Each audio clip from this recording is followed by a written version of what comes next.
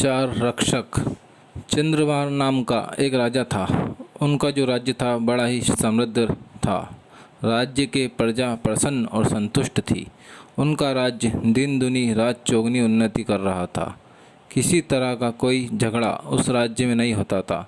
सब मिलजुल कर हंसी खुशी से रहते थे। इस बड़े राज्य के बिल्कुल पड़ोस में एक छोटा राज्य था, जहाँ कृष्णदेवराय नाम का राजा राज्य करता था। इस राज्य में आए दिन प्रजा के बीच कलेश होते रहते थे।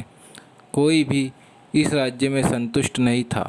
यहाँ तक कि खुद राजा भी हमेशा चिंतित रहता था। कृष्णदेवराय अपने राज्य के हालात बदलना चाहता था। उसे अपने पड़ोसी राज्य के अच्छे हालात के बारे में पता था, इसलिए वो चंद्रभान से मिलकर उनकी खुशहाली का कारण जानना चाहता था। एक बार चंद्रभान से कृष्णदेवराय की मुलाकात तय हुई। चंद्रभान ने कृष्णदेवराय का स्वागत दिल खोल कर किया। भोजन करने के बाद चंद्रभान कृष्णदेवराय को अपने राज्य के सेट पर लेकर गया। वहाँ भी गए कृष्णदेवराय ने देखा कि हर जगह लोग बड़े सुखी और संतुष्ट है। कृष्णदेवराय चंद्रभान की प्रशंसा करते हुए कहा, यह तो मानना पड़ेगा, क्या आपने अपनी प्रजा को बड़े सुख में रखा है और उनके बीच शायद कभी झगड़े होते भी हो या नहीं। मेरा राज्य छोटा है, फिर भी आए दिन मेरी प्रजा में झगड़ा होता रहता है। मुझे समझ नहीं आता कि मैं क्या करूं, जिससे मेरी प्रजा आपके राज्य की प्रजा की तरह सुखी और खुशहाल हो जाए। चंद्रभान मुस्कुराया और बोला, यह तो सच है, मेरी प्रजा खुशहाल तो है और यह सिर्फ मेरे चार रक्षकों की वजह से हो पाया है। कृष्णदेवराय आश्चर्यचकित होकर बोला, आप क्या कह रहे हो? मेरे पास रक्षकों की पूरी फौज है और आप कह रहे हो कि आपके चार रक्षकों की वजह से आपका राज्य इतना सुखी है, यह कैसे हो सकता है? चंद्रभान बोला, हाँ, चार रक्षक, लेकिन ये चार रक्षक कोई सामान्य नहीं, यह बड़े अद्भुत रक्षक है। चलो मैं तुम्हें इन चार रक्षकों के बारे में बताता हूँ। मेरा पहला रक्षक है सत्य।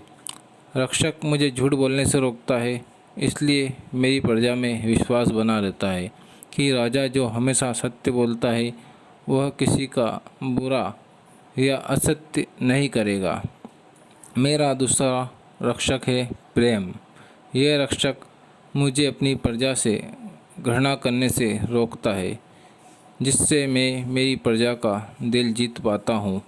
कृष्णदेवराय उत्साहित होकर बोला, और तीसरा रक्षक कौन है? मेरा तीसरा रक्षक है त्याग। इसी रक्षक के बदौलत मैं लालच का त्याग करके अपनी प्रजा का हित हमेशा सोच सकता हूँ। हर राजा के पास यह रक्षक होना चाहिए, जिससे वो स्वार्थी न होकर प्रजा की भलाई के बारे में पहले सोचे। जो राजा स्वार्थी होता है वह हमेशा अपने खजाने को भरने की फिराक में रहता है। उसे अपनी प्रजा की कोई पड़ी नहीं होती। आखिरी और चौथा रक्षक है न्याय। जब प्रजा को एक राजा पर यह भरोसा हो जाए कि राजा किसी के साथ अन्याय नहीं होने देते, तब प्रजा खुद भी न्याय संगत व्यवहार करने लगती है। इस तरह मेरे ये चार रक्षक मेरे पूरे राज्य को खुशहाल बनाए रखते हैं। कृष्णदेवराय को अब अच्छे से समझ में आ गया कि उसे अपने राज्य की परिस्थिति बदलने के लिए क्या करना होगा। उसने चंद्रभान को आभार प्रकट किया और प्रसन्न मन से अपने राज्य लौट आया।